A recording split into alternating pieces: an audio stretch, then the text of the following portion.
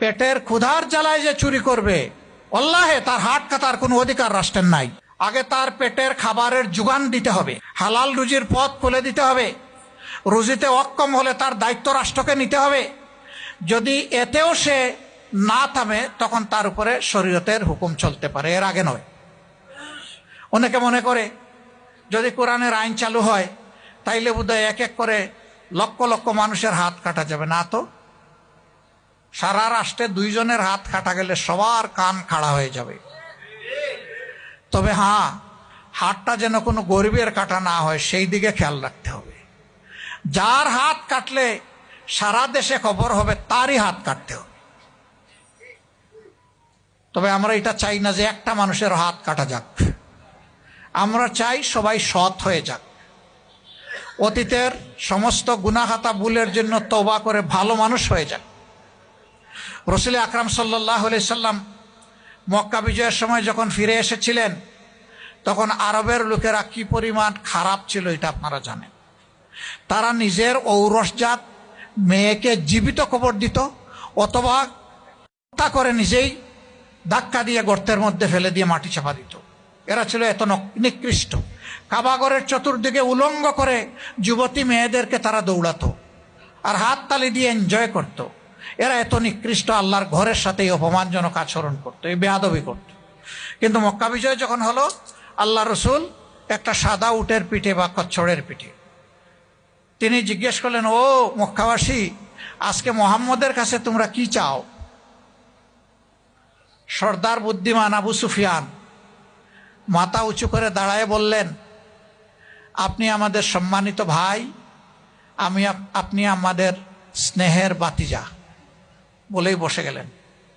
কি চান এটার বললেন না। মুহাম্মদ রাসূলুল্লাহ সাল্লাল্লাহু আলাইহি সাল্লামের কাছে মেসেজ ক্লিয়ার হয়ে গেল।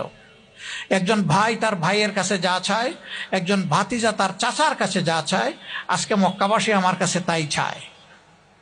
এই সময় আল্লাহর রসুলের মনে আসলো, এরা তো হজরতে সুমাইয়াকে খুন করেছে, এরা তো এইরকম আরো অনেক মানুষকে করেছে, আমাকে খুনের সিদ্ধান্ত নিয়েছে, এখন এর জবাব কি হবে? তিনি আসমানের দিকে আল্লাহ তাআলার ফয়সালার জন্য তাকিয়ে থাকলেন। আল্লাহ তাআলার পক্ষ থেকে সিদ্ধান্ত আসলো। আল্লাহ রসুলের মুখ উজ্জ্বল হয়ে উঠল। তিনি সাহাবীদেরকে আওয়াজ দিয়ে বললেন, ও আমার মায়ার সাহাবীরা, আজকে মক্কার অলিতে গলিতে তোমরা ঢুকে পড়ো আর চিৎকার দিয়ে সবাইকে জানিয়ে দাও, আজকের এই মহান দিনে মহান আল্লাহর পক্ষ থেকে মক্কাবাসীকে ক্ষমা করা হয়েছে। তাদের জীবন, সম্পদ এবং ইজ্জত সম্পূর্ণ নিরাপদ। তবে ইল্লা আশারা, 10 জনের ব্যাপার আলাদা। যারা মানুষ করেছে এদের মৃত্যুদণ্ড কার্যকর করা হবে। এরা যদি কাবাগরের ভিতরেও লুকিয়ে আশ্রয় নেয়, ওখান থেকে বের করে তাদেরকে আঙ্গিনায় এনে মৃত্যুদণ্ড তাদের উপর কার্যকর করা হবে। কাবার গিলাফের চাদরের ভিতরে যদি লুকিয়ে থাকে, ওখান থেকে টেনে বের করে তাদেরকে হত্যা করা হবে। এই 10 জনের নাম এক এক করে বলে দিলেন। যারা এরকম অপরাধী তারা আগেই টের পেয়ে গেছে। ব্যাকল 3 জন থেকে গেছে, ওদের উপর মৃত্যুদণ্ড কার্যকর হয়েছে। 7 জন বেঁচে গেছে। বেঁচে যাওয়ারা ম্যাক্সিমাম পালিয়ে গেছে। এর মাঝে একজন ছিল আমর ইবনে হিশাম, যাকে আমরা আবু জেহেল হিসাবে চিনি। তার ছেলে ইকরামা, সেও পালিয়ে গেছে, পরিবার ফেলে ইয়ামনে চলে গেছে। এই সাধারণ ক্ষমা ঘোষণার পরে প্রথমে পুরুষরা আল্লাহ রসুলের কাছে ঈমান গ্রহণ করেছেন, তারপরে মহিলারা আস্তে আস্তে এসে তারাও গ্রহণ করেছেন।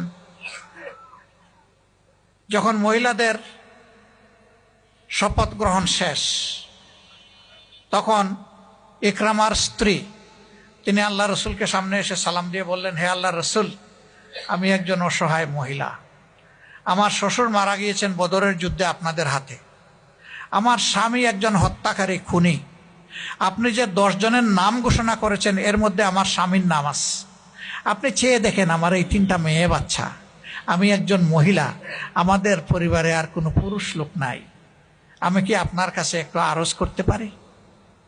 আল্লাহ রসুল বললেন, মা তুমি আরজ করো, কি তোমার আরজ? মা ডাকলেন।